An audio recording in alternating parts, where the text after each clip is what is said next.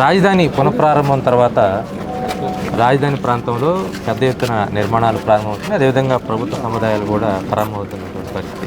అయితే గడిచిన 2019-24 మధ్యలో జరిగినటువంటి పరిణామాలు ఏంటి, ఇప్పుడు ఏం జరగబోతుంది తెలుసుకునే ప్రయత్నం చేద్దాం. మనతో మంత్రి నారాయణ ఉన్నారు, ఆయన అడిగి వివరాలు తీసుకున్నాం. సార్, ముఖ్యంగా రాజధాని ప్రాంతం మొత్తంగా అసలు పూర్తిగా ఆగిపోతుంది అనేటువంటి పరిస్థితి తీసుకొచ్చిన తర్వాత మళ్ళీ పునఃప్రారంభం చేశారు. ఎలా జరుగుతుంది వర్క్స్ అన్నీ కూడా, ఎలా పరిస్థితి ఎట్లా ఉంది? అంటే యాక్చువల్గా 2014-19లోనే అమరావతి రాజధానికి సంబంధించి యాక్చువల్గా వర్క్స్ ఎంతో వేగవంతంగా స్టార్ట్ అయినాయండి. ఇప్పుడు మనం ఉన్న ఈ బిల్డింగ్స్ అన్నీ కూడా 2014-19లో పూర్తయినవే. అయితే గత ప్రభుత్వం రాజధాని విషయంలో మూడు ముక్కలు ఆటాడి ఏదీ చేయకుండా నిర్మాణం చేసింది. అయితే మళ్ళీ ఈ ప్రభుత్వం వచ్చిన తర్వాత ఇదంతా ఒక అడవిలాగా ఉండింది. ఆ అడవికి సంబంధించి ముఖ్యమంత్రి గారు ఇదంతా విజిట్ చేసి యాక్చువల్గా ఈ బిల్డింగ్స్ పైకి ఎక్కే చూశారు మొత్తం ఈ యొక్క సిటీ మొత్తం. వెంటనే ఆ కంపలన్నీ తొలగించమని చెప్పడం, వెంటనే టెండర్లు పిలిచి అవన్నీ తొలగించాము. అయితే అనేక లీగల్ ఇష్యూస్ అడ్డీల్స్ ఉంటే అవన్నీ ఓవర్కమ్ చేసి టెండర్లు పిలిచి యాక్చువల్గా వర్క్స్ అన్నీ టేకఫ్ అయినాయి. ఆల్మోస్ట్ ఈరోజు 11,000 మంది యాక్చువల్గా వర్క్ చేస్తున్నారు. మిషన్స్ వర్క్ చేస్తున్నాయి, ఎక్విప్మెంట్ వర్క్ చేస్తున్నాయి. ఇవన్నీ కూడా 3 సంవత్సరాల్లో కంప్లీట్ అయ్యేటట్టుగా టార్గెట్ పెట్టాము.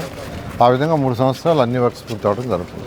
సార్, మీరు 2014 నుంచి 2019 వరకు ఒక మహాయజ్ఞంలాగా ఈ ల్యాండ్ పూలింగ్ కానీ ఇవన్నీ కూడా చేశారు. దాని తర్వాత అదే స్థాయిలో పెద్ద యుద్ధంలాగా ఈ ప్రాంతం మొత్తం కూడా ఒక ధర్నాలు, రాస్తారోకలు ఇవన్నీ జరిగింది. మీ చేతులతో నిర్మాణం చేసుకుంటున్నటువంటి రాజధాని ఆగిపోతున్నటువంటి భయం ఏమైనా ఏర్పడింది అప్పుడు? అంటే భయం అంటేనండి, గత ప్రభుత్వం చేసే నిర్వాహకం అంటే వాళ్ళు కంప్లీట్గా ఒక అరాచ్ చేయటం, వాళ్ళ యొక్క యాటిట్యూడే డిఫరెంట్గా ఉండింది. అందువల్ల యాక్చువల్గా గత ప్రభుత్వం మొత్తం ఆపేసింది. అది అందరికీ బాధ. రాష్ట్రంలో ఇప్పుడు దేశంలో కానీ ప్రపంచంలో ఎక్కడ తీసుకున్నా ప్రతి రాష్ట్రానికైనా ప్రతి కంట్రీకైనా ఒక రాజధాని ఉంటుంది. ఒక రాజధాని అంటూ ఉండాలి. ఐఏఎస్ ఆఫీసర్లు కావచ్చు, మినిస్టర్లు కావచ్చు, ఎమ్మెల్యేలు కావచ్చు, అందరూ ఒక దగ్గర కూర్చొని డిస్కస్ చేసి ప్రజల యొక్క అవసరాలను బట్టి చట్టాలు చేసి చట్టాలు రూపొందించి ఆ చట్టాలు ఎగ్జిక్యూషన్ చేసే సిస్టమ్ ఉండాలి. అసలు గత ప్రభుత్వానికి అసలు అలాంటి సిస్టమ్ ఒకటి ఉండాలనే ఆలోచన కూడా లేకుండా మూడు ముక్కలు ఆటాడి నిర్మాణం చేసింది. అయితే ఈ ప్రభుత్వం రాగానే మళ్ళీ దాన్ని టేకప్ చేసాం. రాబోయే 3 సంవత్సరాలు అమరావతి రాజధాని కంప్లీట్ చేయడం. అంటే వచ్చిన తర్వాత ఇప్పుడు మళ్ళీ పునఃప్రారంభం జరిగిన తర్వాత రాజధాని ప్రాంతంలో డెవలప్మెంట్స్ అంటే ఏ కంపెనీలు రాబోతుంది? అంటే యాక్చువల్గా ఏదైతే అనేక కంపెనీలు యాక్చువల్గా అంటే డెవలప్మెంట్కి ఇప్పుడు 2014-19లో ఎవరికైతే ఇచ్చామో ల్యాండ్స్ వాళ్ళందరినీ ఆఫర్ చేసామండి. వాళ్ళలో 72 మంది యాక్చువల్గా రావటం, అగ్రిమెంట్స్ చేసుకోవడం జరిగింది. మొన్న ముఖ్యమంత్రి గారి దగ్గర కూడా వాళ్ళందరినీ పిలిపించాము. ముఖ్యమంత్రి గారి కూర్చొని ముఖ్యమంత్రి గారు కమిట్మెంట్ ఇచ్చారు. డిసెంబర్ లోపల అందరూ వర్క్ స్టార్ట్ చేస్తూ ఉన్నారు. కొందరు 1 year లోపల పూర్తి చేస్తూ ఉన్నారు, కొందరు 1.5 years, కొందరు 2 years, కొందరు 2.5 yearsలో పూర్తి చేస్తామని చాలా చక్కగా రిటర్న్ కమిట్మెంట్ ఇచ్చారు.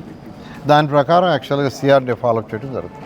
ఇప్పుడు రేపు ఆగస్టు 15వ తేదీ లోపు కానీ లేదంటే ఈ నెలలో కానీ ప్రారంభమయ్యే ప్రభుత్వ సంస్థలు కానీ ఏమైనా కార్యాలయాలు కానీ ఉన్నాయా సార్?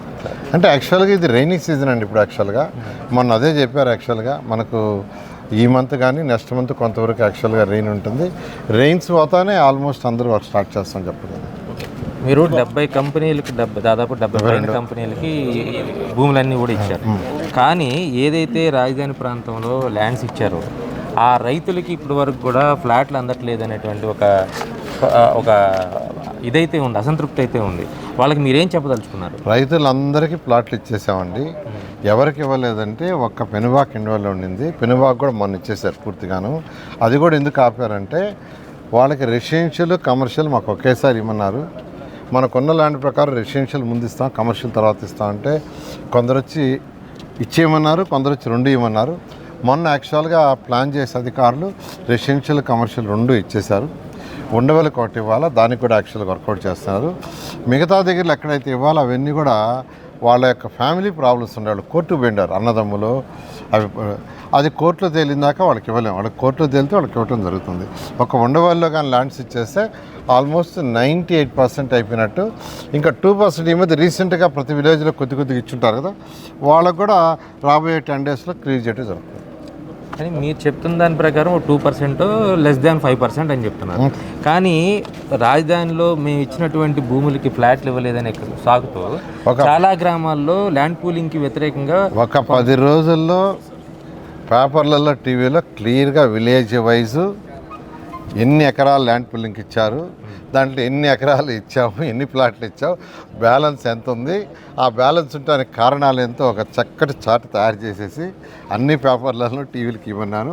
10 రోజుల్లో ఇస్తారు, దాన్ని మీరు చూసుకోవచ్చు. మీ దగ్గర చాట్ అయితే ఉంది సార్. నేను అడుగుతుంది ఏంటంటే కానీ భూములకి ఫ్లాట్లు ఇవ్వలేదు అనేటువంటి సాకుతో అదేనండి ఇప్పుడు సార్ నేను అడిగింది ల్యాండ్ పూలింగ్ని వ్యతిరేకిస్తున్న వాళ్ళు సాకు అదే చెప్తున్నారు.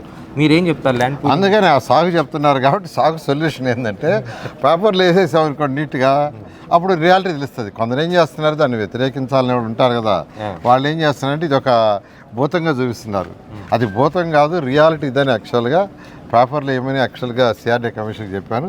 10 రోజుల్లో నీట్గా విలేజ్ వైజ్ 29 గ్రామాల్లో గ్రామం వైజ్ ఎన్ని ఎకరాలు ల్యాండ్ పూలింగ్కి ఇచ్చారు, బ్యాలెన్స్ ఎంత అనేది చేస్తారు. ఆ కారణంతోనే క్యాబినెట్లో అంటే ఉప ముఖ్యమంత్రి కానీ కొంతమంది మంత్రులు కానీ రాజధానిలో ల్యాండ్ పూలింగ్ కొంతవరకు ఆపితే కొంత సమయం ఆపితే బాగుండు అనేది ఆ సూచన ఏమైనా చేశారా? అది ఏం లేదండి యాక్చువల్గాను. ఒకటేను వాళ్ళకి సీఎం గారు ఏమన్నారంటే సబ్ కమిటీ డిస్కస్ చేసింది అన్నారు.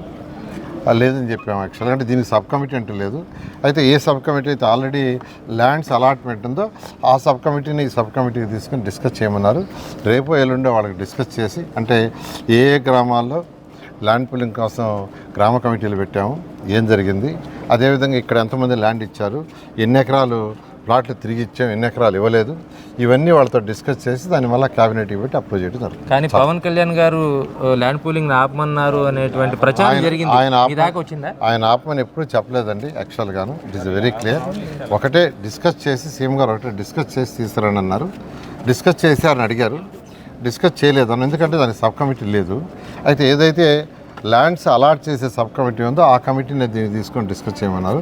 డిస్కస్ చేసి నేను తీసుకురావడం జరుగుతుంది. దీంతో పాటు సార్ ఫైనల్గా ఒక మాట, ల్యాండ్ పూలింగ్ అనగానే టీడీపీ మాత్రమే భూములు తీసుకోవడానికి ముందుకు వస్తుంది, మిగతా మీ కూటమి పార్టీలో ఎవరు కూడా ఈ బాధ్యత తీసుకోలేదనేటువంటి ఇంకో ప్రచారం కూడా జరుగుతుంది. ఏమీ లేదండి, ఇది యాక్చువల్గా ఇక్కడ ల్యాండ్ అక్విజిషన్ ల్యాండ్ పూలింగ్ రెండు ఉంటాయి. ఈరోజు ఎయిర్పోర్ట్ కానీ లేదా మన స్పోర్ట్స్ ఇంటర్నేషనల్ స్పోర్ట్స్ సిటీ కానీ స్మార్ట్ సిటీ స్మార్ట్ ఇండస్ట్రీస్ కానీ అంటే స్మార్ట్ కంపెనీస్ ఒక 10,000 ఎకరాలు కావాలి. 10,000 ఎకరాలు ల్యాండ్ అక్విజిషన్కి ముందు పోతాం అనుకున్నాం.